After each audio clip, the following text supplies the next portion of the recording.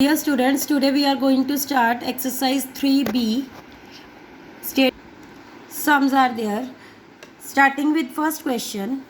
A textile mill produced 1,15,26,725 meters of cloth last year.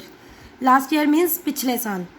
And 1,39,08,980 meters of cloth this year.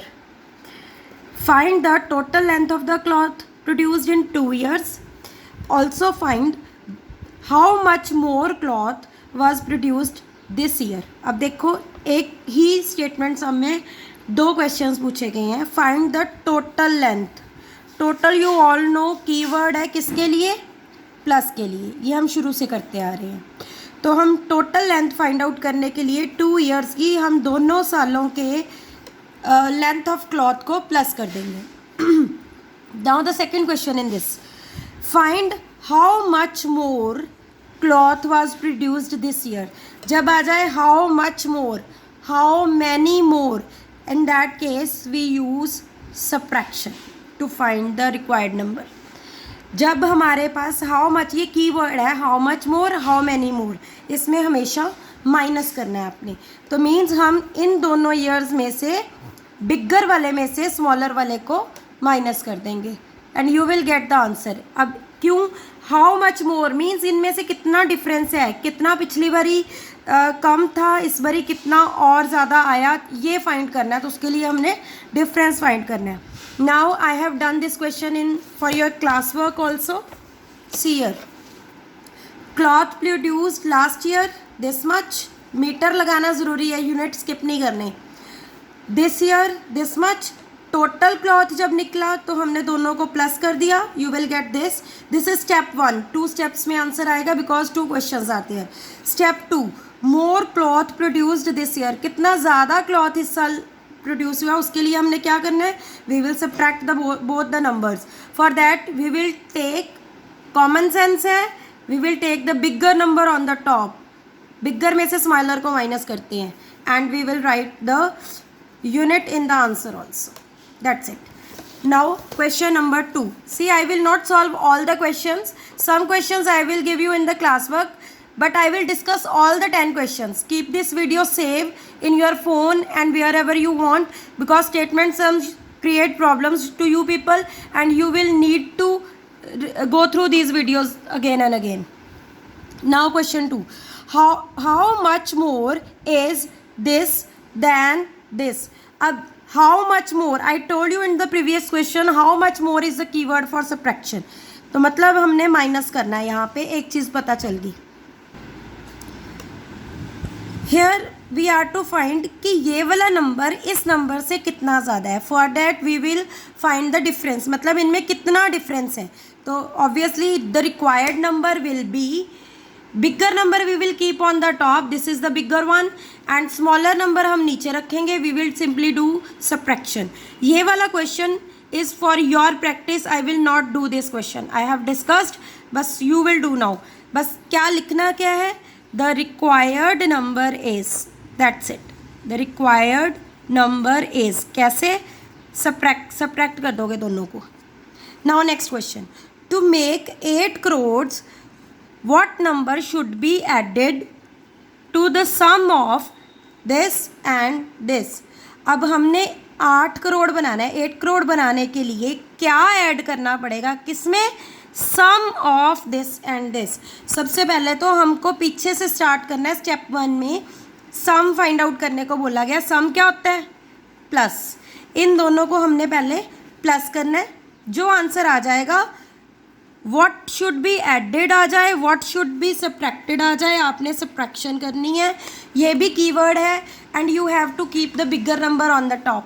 Now see, sum निकाल लेंगे step 1 में इन दोनों numbers की. जो answer आएगा सेकेंड स्टेप में 8 करोड़ में से माइनस कर देंगे. This I will do. See, sum of given these 2 numbers. Sum means plus, हमने प्लस करके सॉल्व कर लिया. स्टेप 2, क्या आना है? Required number.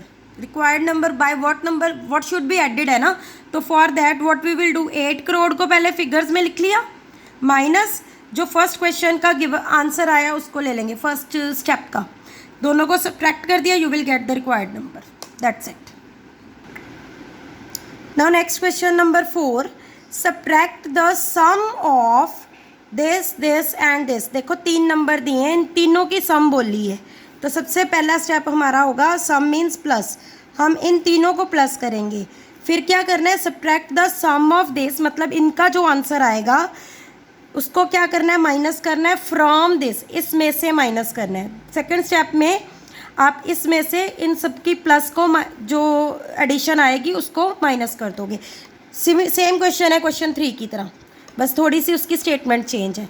फर्स्ट स्टेप में ये सबको प्लस कर दोगे जो सम है, और सेकंड स्टेप में टोटल नंबर में से उसको माइनस कर दोगे. Now question number 5, the income of a person is rupees this. Income क्या होती है, सैलरी, जो हमारी कमाई है, जो कोई अर्निंग करता है, that is called income. Income है कोई पर्सन की this much. He spends means जो खर्च किया, जो एक्सपेंडिचर है उसका.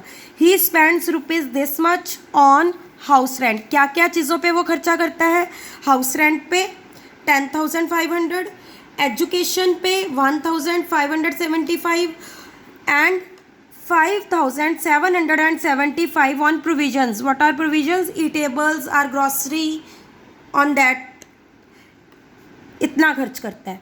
And find his remaining income. अब बाकी बची इनकम निकालनी है हमने. Here you have to use your brain. देखो ये this is the only income ही हैज़, इतनी इनकम है उसकी, और उसने स्पेंड कहाँ कहाँ किया, यहाँ 1 2 3 चीज़ों पे उसने स्पेंड किया.